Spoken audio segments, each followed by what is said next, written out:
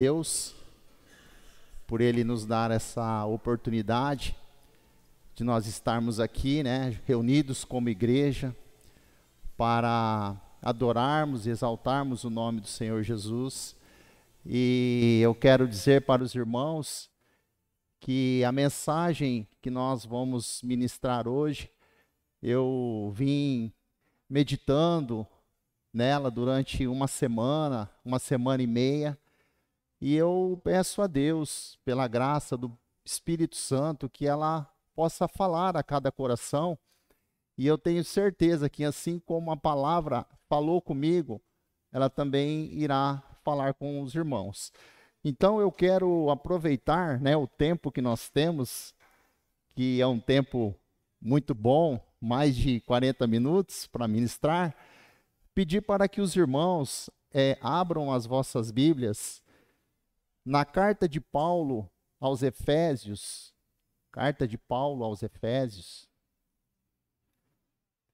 quero pedir que vocês abram no capítulo de número 1, eu quero fazer a menção de 2 versículos que se encontram no capítulo 1, e depois, Rodolfo, eu te falei aí, texto base, capítulo 2, aí nós vamos fazer a leitura do capítulo 2, do versículo 1 ao 10.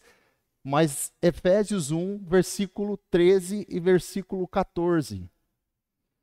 Carta de Paulo aos Efésios, capítulo 1, vamos fazer a leitura do verso 13 e do verso 14. Depois nós leremos o capítulo 2.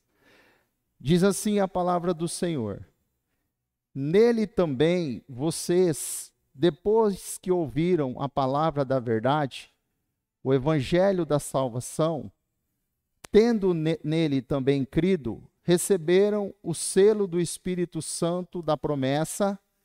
O Espírito é o penhor da nossa herança, até o resgate da sua propriedade, em louvor da sua glória. Capítulo 2 de Efésios, agora, do verso 1 ao verso 10, diz assim a palavra do Senhor: Ele lhes deu vida quando vocês estavam mortos em suas transgressões e pecados, nos quais vocês andaram noutro tempo, segundo o curso deste mundo, segundo o príncipe da potestade do ar, do espírito que agora atua nos filhos da desobediência.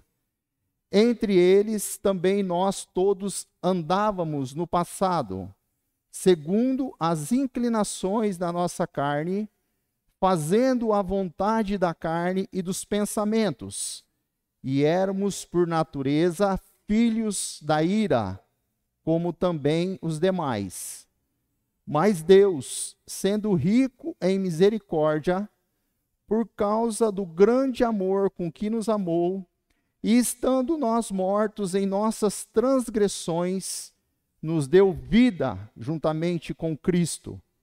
Pela graça vocês são salvos, e juntamente com Ele nos ressuscitou, e com Ele nos fez assentar nas regiões celestiais em Cristo Jesus.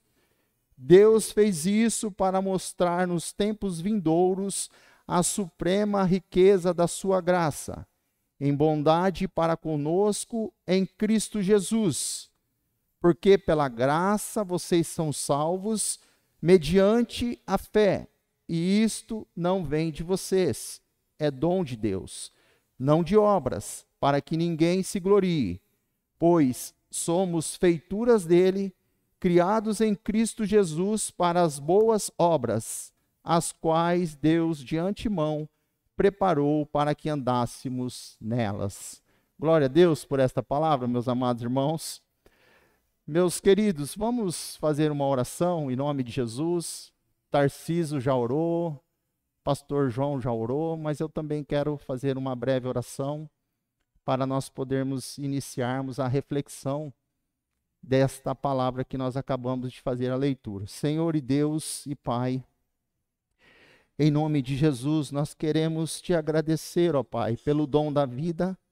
Queremos te agradecer porque até aqui o Senhor tem nos ajudado. Grandes coisas o Senhor tem feito por nós, por isso nós estamos alegres. Quero te agradecer, ó Pai, pelo privilégio, Senhor, de poder estar ministrando a Tua palavra. Eu peço ao Senhor que use a minha vida pelo poder do Teu Espírito, que não seja eu, mas seja o Teu Espírito que fale através da minha vida. Pai, eu quero pedir a Ti por cada família aqui representada, que o Senhor abençoe a cada uma delas, que o Senhor dê graça, que o Senhor dê paz, que o Senhor dê saúde. Peço também por aqueles que aqui não estão, Senhor, pelo pastor Everson, que está pregando em outra cidade, que o Senhor use ele como o Senhor sempre tem usado, no poder e na autoridade do seu Espírito.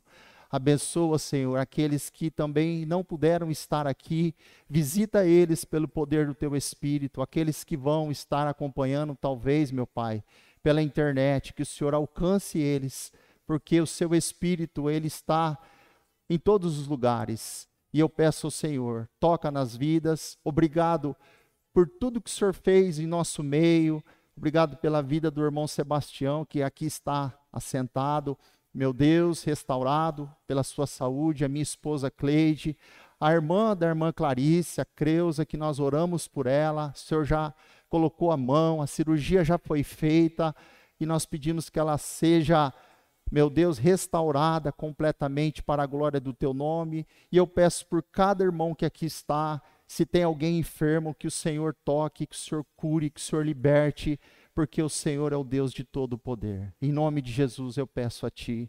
Amém.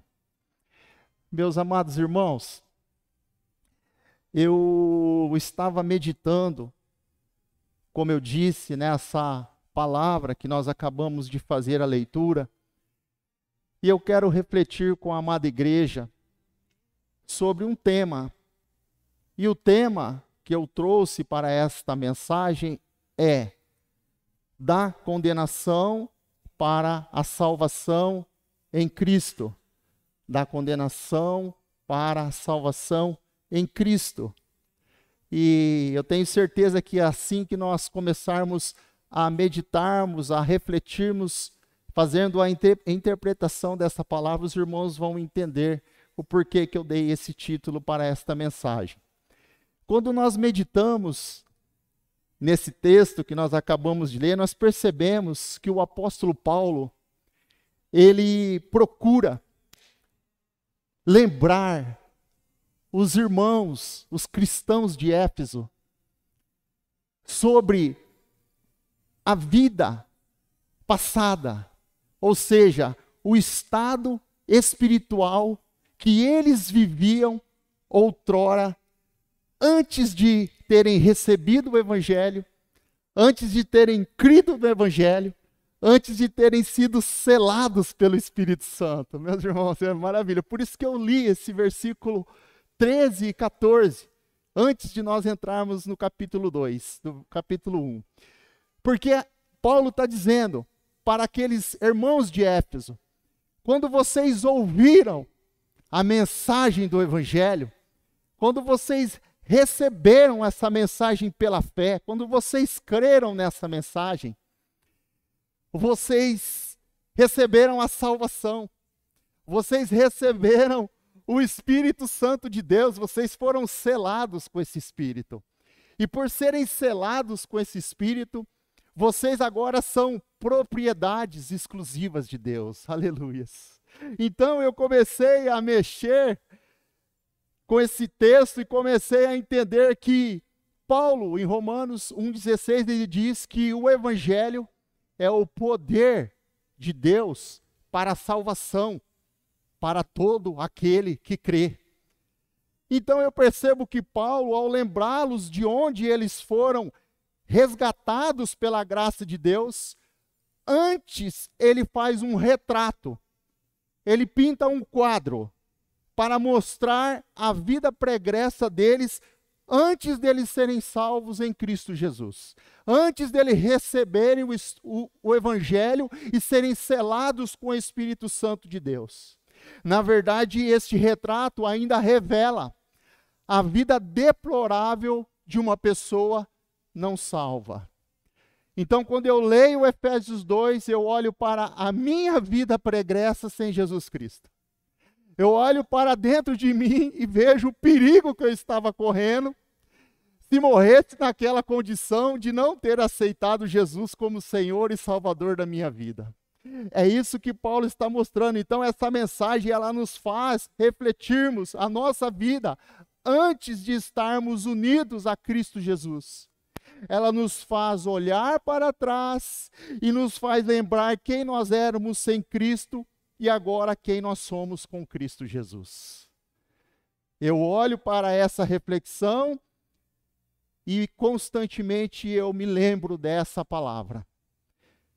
O que eu quero dizer para a amada igreja, embasado nesse texto de Efésios 2, é algo que vai chocar, é algo que vai muitas vezes trazer um sentimento de dor, mas é isso que a palavra faz.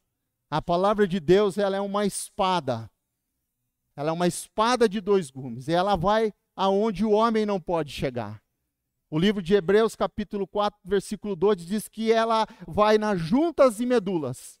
E ela é apta para discernir os pensamentos e as intenções do coração. Eu quero dizer para a amada igreja que eu não vim aqui hoje trazer más notícias. Não é isso. Pelo contrário, eu vim trazer o Evangelho. O Evangelho é boas notícias. O Evangelho é boas novas. Mas o que eu quero dizer é o seguinte, é que nós não podemos distorcer a palavra de Deus para agradar os nossos ouvintes ou qualquer outra pessoa que seja. Por que que você está dizendo isso, irmão Marcos? Porque quando nós lemos esse texto e nós percebemos na primeira parte dele, Efésios 2, do versículo 1 ao versículo de número 3, nós encontramos Paulo, como eu disse, fazendo um retrato, pintando um quadro de uma vida deplorável, de uma pessoa não salva, de um incrédulo. E eu comecei a olhar para a minha vida, como eu disse, eu comecei a olhar para dentro de mim, como que eu vivia antes de ter Jesus como Senhor e Salvador. Então, Paulo está mostrando para eles, Efésios, olhe como vocês viviam, olha como era a vida de vocês sem Jesus, sem o Evangelho, sem o Espírito Santo. Então Paulo está falando de uma vida velha de pecado. Paulo está mostrando do versículo 1 ao versículo 3 do livro de Efésios, que nós acabamos de ler no capítulo 2, uma verdade que muitas vezes é doída. Mas é necessário que a gente pregue isso, é necessário que nós falemos isso. O Tarcísio acabou de falar aqui, na sua oração, que nós possamos levar esse evangelho, que é o poder de Deus, para salvar o perdido, para salvar o pecador. É isso que Jesus disse. E olhem só, meus amados irmãos, está aí no seu texto.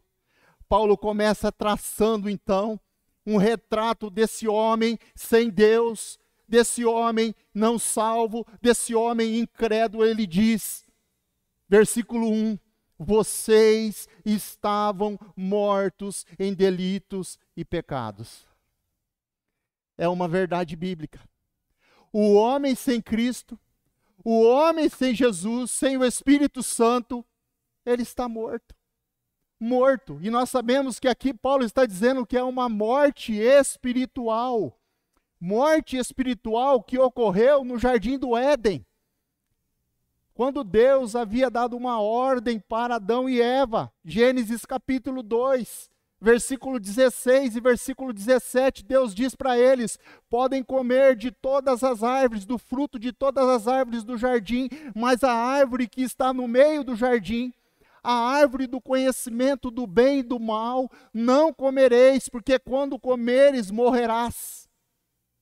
E em Gênesis 3 nós lemos que o homem, Adão e Eva, eles foram persuadidos pela serpente, a Eva come, dá para Adão, Adão também come, e ali acontece a morte espiritual. Morte na Bíblia significa separação. Eles foram separados da comunhão com Deus. Ali houve uma morte imediata que ocorreu. A morte física não ocorreu imediatamente, mas a morte espiritual ocorreu imediatamente. Então eles morrem espiritualmente. E essa morte é herdada por todos os homens que vêm a este mundo. Todos os seres humanos já nascem por causa do pecado de nossos pais humanos com uma natureza humana pecaminosa. E nós chamamos de pecado original. Esse pecado trouxe consequências para toda a humanidade. E quando eu leio o Salmo 51, verso 5, Davi já entendia isso, porque ele faz uma declaração dizendo: eu nasci em pecado, e em iniquidade concebeu a minha mãe. Todo homem que vem a esse mundo, ou seja, qualquer pessoa nascido de mulher, ele já vem com uma natureza humana pecaminosa, porque ele herdou essa natureza, nós herdamos essa natureza. Isso é a morte espiritual. O homem já nasce com uma natureza humana pecaminosa, e Paulo ratifica isso em Romanos 3, 23, quando ele diz: todos pecaram e destituídos estão da glória de Deus.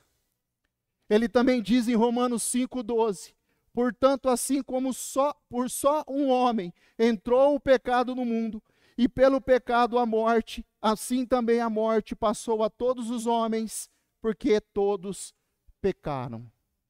Então, Paulo está dizendo, verso 1, vocês estavam mortos espiritualmente. Vocês estavam mortos em seus delitos e pecados. E quem está morto espiritualmente não é capaz de entender nem apreciar as coisas espirituais. Assim como uma pessoa morta fisicamente não reage aos estímulos aplicados ao corpo, uma pessoa morta espiritualmente não consegue reagir aos estímulos espirituais. Ela não consegue reagir às coisas espirituais. Então eu acredito que foi isso que Jesus quis dizer em Mateus 13, a partir ali do versículo 15 em diante, versículo 13, Jesus diz assim, ele citando o profeta Isaías, ele diz assim: esse povo tem ouvidos, mas não ouve. Esse povo tem olhos, mas não vê. Esse povo tem um coração duro. Jesus estava se referindo à morte espiritual. Aquelas pessoas andavam, aquelas pessoas falavam, aquelas pessoas trabalhavam, aquelas pessoas estudavam, aquelas pessoas comiam, mas estavam mortas espiritualmente. Olha que tragédia, meus amados irmãos. Um homem sem Jesus, ele está morto espiritualmente. Uma pessoa não salva, ou seja, o incrédulo, ele não está enfermo, ele está morto, ele não precisa ser reanimado, ele precisa ser ressuscitado. Então essa é a primeira característica, o primeiro retrato que Paulo faz de um homem, de uma mulher sem Jesus, está morto espiritualmente. E nós podemos olhar para este mundo e dizer que este mundo é um grande cemitério. Muitas pessoas vivas, porém mortas espiritualmente. Essa é a grande verdade do Evangelho. E isso mexeu comigo. Isso falou muito comigo. Porque eu me vi nessa situação. E eu dei glória a Deus, glorifiquei a Deus por eu ter saído, não por minhas forças, mas porque Deus me resgatou daquele mundo. Irmãos, isso é muito sério. Nós estamos falando de uma verdade das Escrituras. Tem pessoas que ouvem isto e não está nem aí. A pessoa está pouco se lixando para uma verdade que está colocando a vida dele eterna em risco, mas ele não está ouvindo, ele não está enxergando. O coração dele está duro porque ele está vivo, mas ele está morto espiritualmente. Então esta é a primeira condição de um homem, de uma mulher sem Jesus Cristo.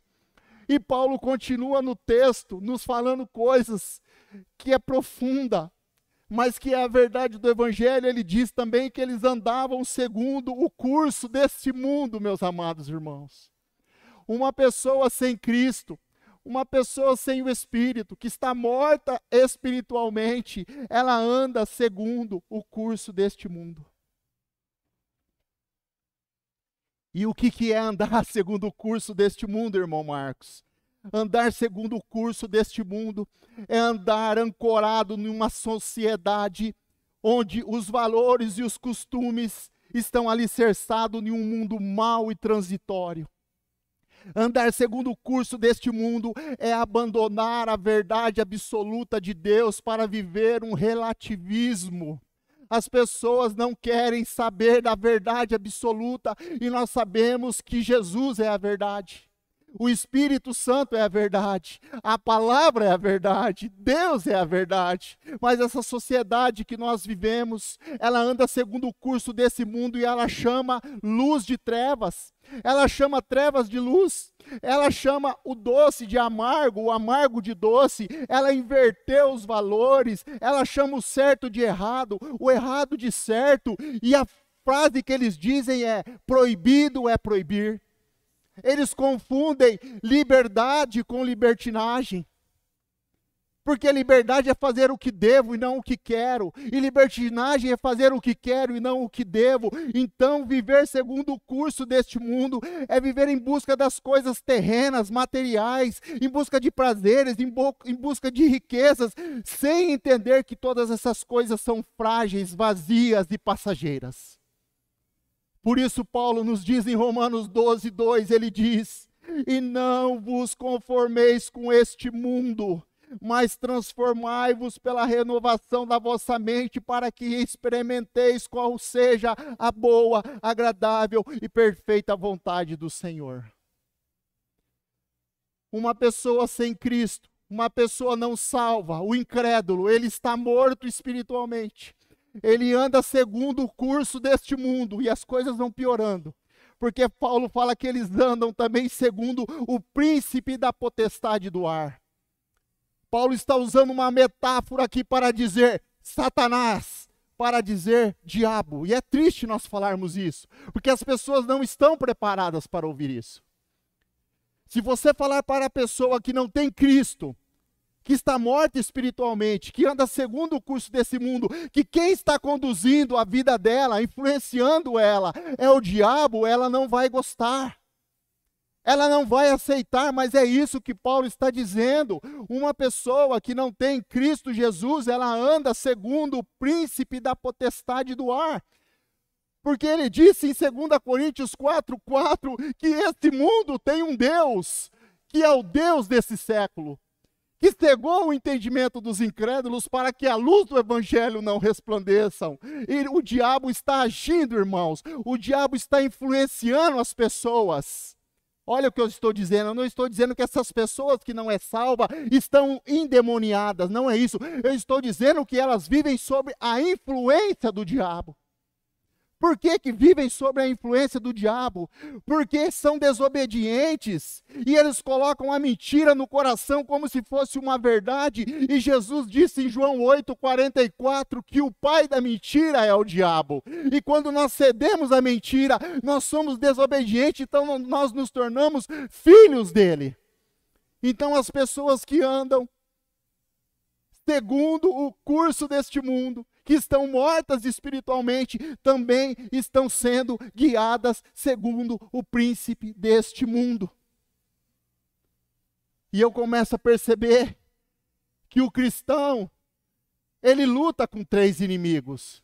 Ele luta com o mundo, ele luta contra o diabo e ele luta contra a carne.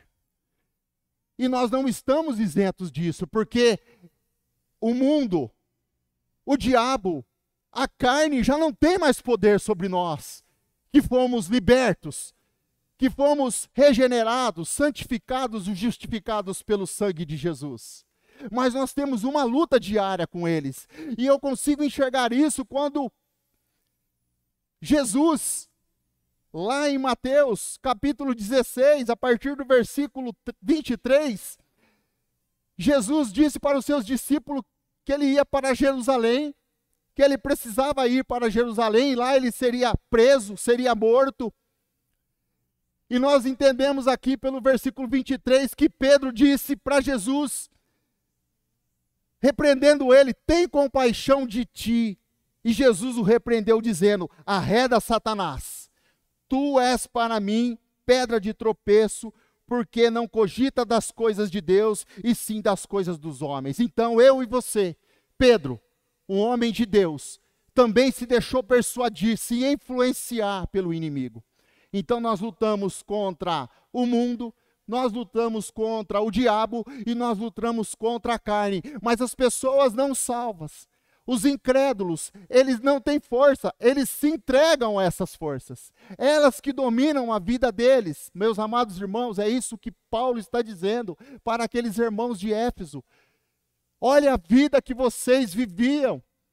Olha outrora como era a vida pregressa de vocês. E eu comecei a olhar para a minha vida. E comecei a glorificar Jesus. E comecei a engrandecer Jesus por Ele ter me resgatado. Por Ele ter nos resgatado. Meus amados irmãos, vejam só. Paulo agora fala que além deles andarem mortos espiritualmente, segundo o curso deste mundo, segundo o príncipe da potestade do ar, Paulo diz que eles andavam segundo o desejo da carne. Está aí no seu texto, no versículo de número 3. Eles andavam segundo o desejo, os pensamentos e as intenções do coração deles.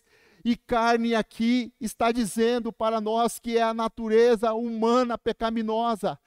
É a natureza humana sem a influência divina do Espírito Santo. Então o homem que anda segundo a sua carne, ele não tem forças para resistir os desejos, os impulsos da sua natureza humana. Então Paulo diz que aquele que está na carne não pode agradar a Deus. Paulo diz que aquele que não tem o Espírito Santo de Deus, esse não é de Deus. Então, enquanto eu e você, nós lutamos contra a carne, Paulo diz isso em Gálatas 5, que há uma luta entre a carne e o Espírito. Estes que não são salvos, estes incrédulos, eles são dominados pelos desejos de suas carnes, pela natureza humana pecaminosa. Eles não têm força, então eles andam segundo os seus desejos, segundo os seus pensamentos. E nós cristãos lutamos contra essas forças, contra essas influências. E eu estou discorrendo o texto, irmãos, eu estou fazendo uma pregação expositiva. Olha o que ele fala: além das pessoas estarem nessa condição até aqui, nós encontramos Paulo dizendo também que eles eram considerados como filhos da ira. Filhos da ira. E isso indica que ser um filho da ira é estar debaixo da condenação de Deus, meus amados irmãos. Irmão Marcos, mas essa palavra é muito forte. Irmãos, é a palavra de Deus. Está aqui no texto que nós acabamos de ler. Tudo que eu estou falando aqui, Paulo escreveu para nós, para nos alertar. E aí Paulo fala então que, para terminar esse tópico, eles eram considerados um filho da ira. E eu digo para os irmãos, olha o estado deplorável de uma pessoa não salva. Está morta espiritualmente, vive segundo o curso deste mundo, vive segundo o príncipe da potestade do ar, vive segundo os desejos da sua carne e ainda é considerado um filho da ira de Deus e está debaixo de condenação. Ser considerado um filho da ira significa estar sujeito ao castigo de Deus. A ira de Deus é contra o pecado, a qual leva a castigar o pecador. O não salvo já está condenado. Marcos 16:16. Aquele que crer será salvo. Aquele que não crer, porém, será condenado. João 3:18 diz: quem crê não é condenado, mas quem não crê já está condenado, porquanto não crê no nome do unigênito Filho de Deus. Vocês estão percebendo? O retrato que Paulo pintou, o quadro que ele mostrou para aqueles irmãos de Éfeso, para que eles pudessem olhar para trás e ver de onde Jesus havia os resgatado. Essa é a nossa vida, talvez de muitos aqui. Eu não nasci dentro de um lar cristão. E eu vivi tudo isso que o apóstolo Paulo nos mostrou aqui do versículo 1 ao versículo 3. Eu vivi isso. Então essa palavra, ela fala muito forte ao meu coração. Ela toca muito em meu coração. Então, meus amados irmãos, aquele que não tem Jesus, ele é um filho da ira. Ele está debaixo de uma condenação. Ele está sujeito ao castigo de Deus, porque lá em João capítulo 1, versículo 11 e 12, está escrito assim, que Jesus veio para os seus, mas os seus os desprezaram. Aí ele diz assim no verso 12, mas todos quantos creram, foi-lhes dado o direito de serem chamados filhos de Deus. Quando nós cremos em Jesus, quando nós recebemos o Evangelho, quando nós somos selados com o Espírito, nós passamos a ser filhos de Deus. Nós passamos a fazer parte da família de Deus. O Everson pregou aqui, dias atrás, sobre o novo nascimento. E essa palavra tem muito a ver com o novo nascimento. Eu acredito que Paulo está falando aqui do novo nascimento de uma outra forma. Mas quando nós lemos João 3, o próprio Jesus diz que aquele que é nascido da carne é carne, mas aquele que é nascido do Espírito é Espírito. E ele diz para Nicodemos, Nicodemos, não fique admirado de eu ter dito, necessário é que vos nasçam de novo. Meus amados irmãos, do versículo 1 ao versículo 3, nós temos o retrato de um pecador e a sua velha vida sem Cristo Jesus.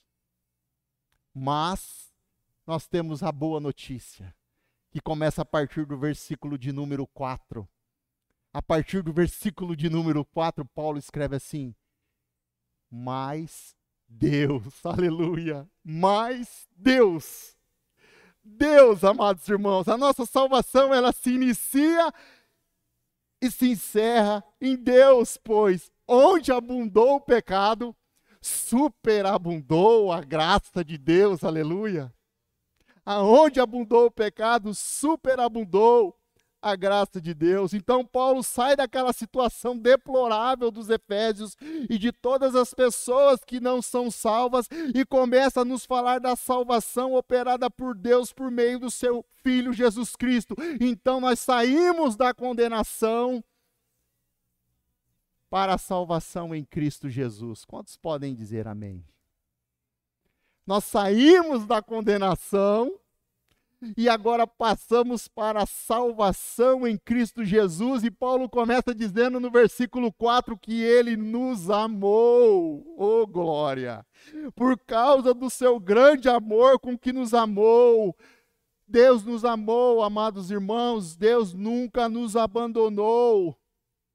O amor de Deus por nós é um amor eterno, por isso que lá em Apocalipse 13:8 diz que o Cordeiro foi morto antes da fundação do mundo. Deus já nos amava, aleluias, glórias. Esse amor foi provado quando Deus enviou seu Filho para morrer por nós, sendo nós ainda pecadores. Paulo escreve isso em Romanos 5:8. E João 3,16 diz que Deus amou o mundo de tal maneira que deu seu Filho unigênito, para que todo aquele que nele crê não pereça, mas tenha a vida eterna. Deus é amor, e Ele nos amou com amor eterno. E Jesus disse em Lucas 19:10, eu vim buscar e salvar aquilo que se havia perdido, eu e você. Ele veio para nos buscar e salvar. Esse amor incondicional e a sua graça, ela se torna em misericórdia. Então aqui o Paulo está falando de dois atributos de Deus, o amor e a misericórdia, que se transforma na graça salvadora. Amor e misericórdia, porque a misericórdia do Senhor é a causa de não sermos consumidos. A misericórdia do Senhor não tem fim, ela se renova a cada manhã, grande é a tua fidelidade, diz Lamentações 3, 22, 23. Então aqui Paulo está usando dois atributos, amor e misericórdia, que se transformou em graça salvadora para nós. Mas Deus, Ele nos amou. Ele sempre nos amou. E sempre nos amará. As pessoas que se encontram aí mortas espiritualmente, nessa condição que eu já falei dos Efésios, outrora, Jesus está aguardando cada uma delas com os braços abertos, esperando, filho, eu vim te buscar. Mas tem muitas pessoas que ainda não aceitaram a graça de Deus, não receberam essa graça, esse amor incondicional que é para qualquer um. Por isso que Paulo fala que se Deus salvou ele, o principal dos pecadores, poderia salvar qualquer pessoa. Então o amor de Deus é um amor eterno. E eu comecei a pensar e entender que em sua graça, Deus nos deu o que não merecíamos. Olha só, irmãos, em sua graça, Deus nos deu aquilo que não merecíamos. E em sua misericórdia, Ele não deu aquilo que nós merecíamos. Olha só, porque graça é favor imerecido. E na sua misericórdia, Ele não deu o castigo que nós merecíamos. Então esse amor de Deus é incomparável. Esse amor de Deus por nós é incondicional, por isso nós estamos aqui hoje, libertos, justificados, regenerados e santificados pelo sangue de Jesus, porque um dia nós fomos encontrados pelo Senhor e nós nos rendemos a Ele, e Ele nos transformou em uma nova criatura. Aleluias. Paulo diz também que Ele, além de nos amar, Ele nos vivificou, está aí no versículo de número 5, Ele nos deu vida. Ele nos deu vida, meus amados irmãos. Não existe vida sem Jesus Cristo. Jesus Cristo é a vida verdadeira e Ele disse isso: eu sou o caminho, a verdade e a vida. As pessoas não entenderam ainda que não existe vida sem Jesus. Ele é a verdadeira vida. E Paulo diz: Ele vos deu vida. Então nós temos vida espiritual. Aquela morte que aconteceu no Éden agora, por meio de Cristo, a nossa vida espiritual foi restaurada e agora nós temos ligação direta com Deus por meio de Cristo. Por isso que Ele é o único mediador, por isso que Ele é o único caminho que nos leva a Deus. Ele nos vivificou, amados irmãos, Ele nos deu vida. Se antes nós estávamos mortos espiritualmente, agora nós somos ressuscitados espiritualmente por Cristo e nós saímos de um reino das trevas e passamos para um reino da luz. Oh glória! Vocês entenderam? Nós saímos de um reino das trevas e fomos transportados para um reino da luz.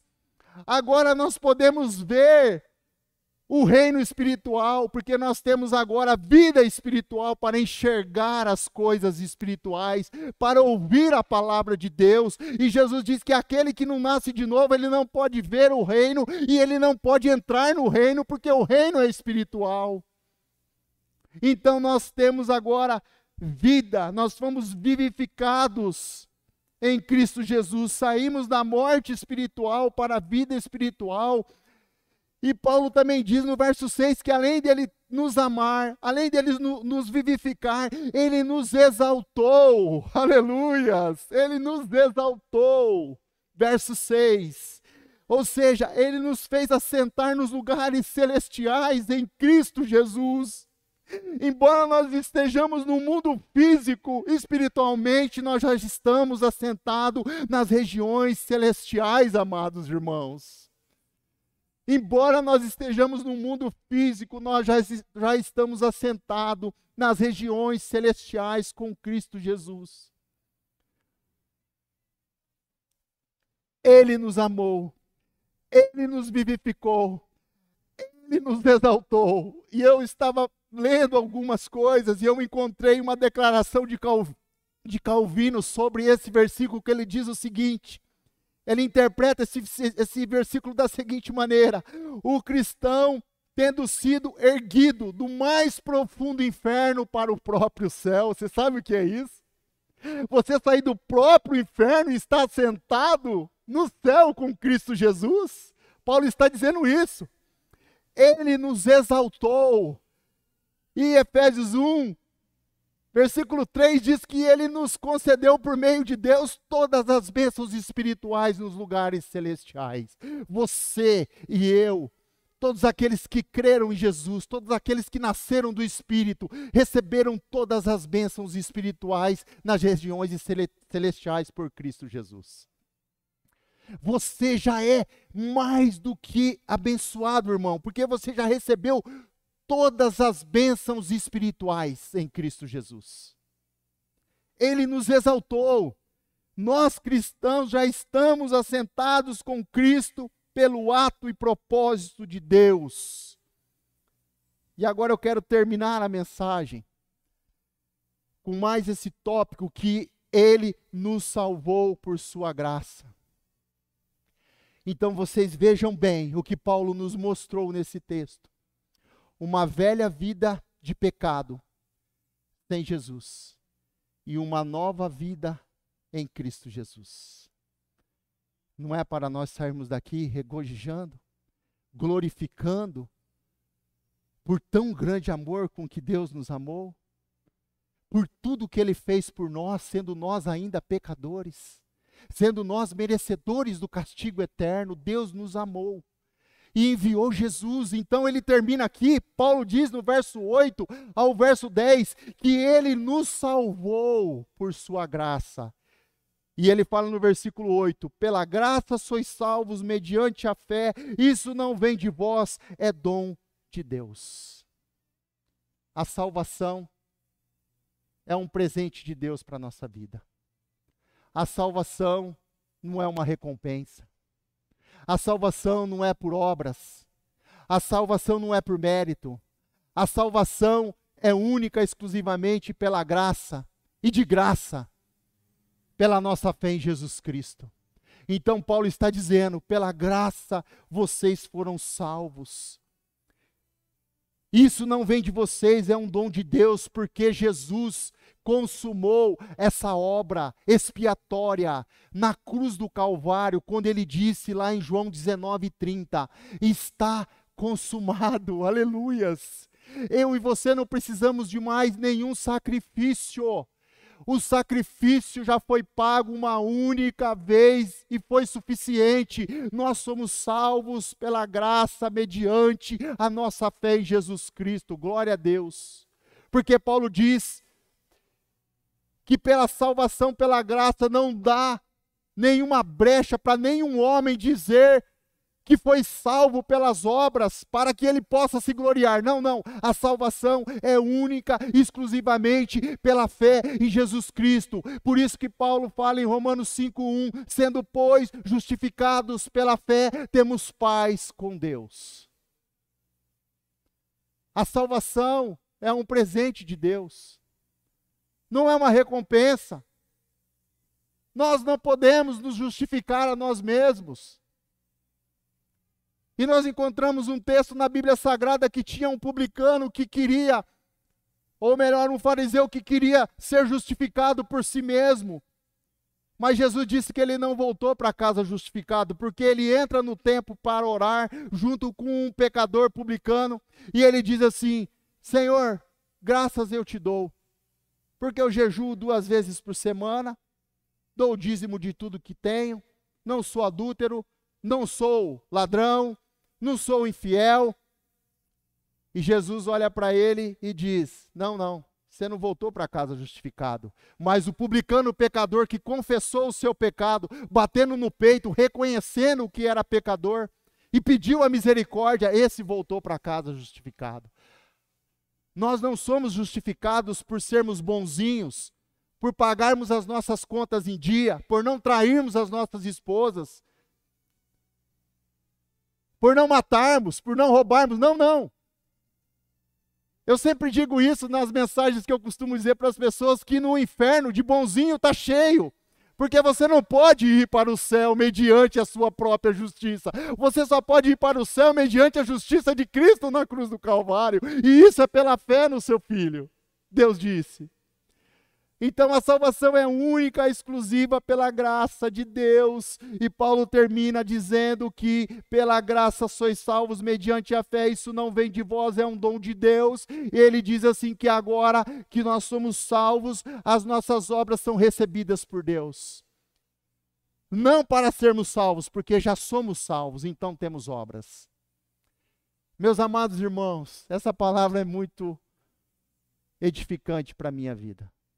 Porque ela fala muito ao meu coração. Ela me mostra quem eu era sem Cristo e quem eu sou com Cristo. E mostra para cada um de vocês também. Saia daqui meditando e pensando e glorificando a Deus por tão grande salvação. Nós estamos aqui hoje restaurados, regenerados, justificados, santificados pelo sangue de Jesus. E é por isso que nós temos que pregar o Evangelho. Porque o Evangelho é esse poder de Deus para a salvação. Que poder é esse, irmão Marcos? É o poder de transformar um homem corrupto em Adão, morto em seus delitos e pecados, em uma nova criatura, a imagem de Cristo Jesus. Aleluia. Oh, aleluia. Por isso que Paulo fala em 2 Coríntios 5,17. Se alguém está em Cristo, é uma nova criatura. As coisas velhas já se passaram. Eis que tudo se fez novo. Nós somos uma nova criatura em Cristo Jesus. E eu louvo a Deus por essa palavra. Vamos ficar de pé para nós orarmos, amados irmãos. Glória a Deus. Senhor Deus e Pai, em nome de Jesus, a sua palavra, Senhor, ela foi ministrada. E eu sei, Deus, que assim como ela falou fortemente ao meu coração, ela também, pelo poder do Teu Espírito, falou com cada um dos irmãos que aqui estão. Todos aqueles que ouviram essa mensagem, Pai, com certeza, lembraram da sua vida pregressa. Lembraram, meu Deus, de como eles estavam, como nós estávamos sem a presença do Seu Espírito, Pai. Sem a presença do Seu Filho Jesus, a nossa vida. Senhor, muito obrigado por ter nos amado com esse amor eterno e ter nos dado uma nova vida em Cristo Jesus. Nós te louvamos e te bendizemos e te engrandecemos para a glória do Teu nome. Amém. Muito obrigado, meus irmãos.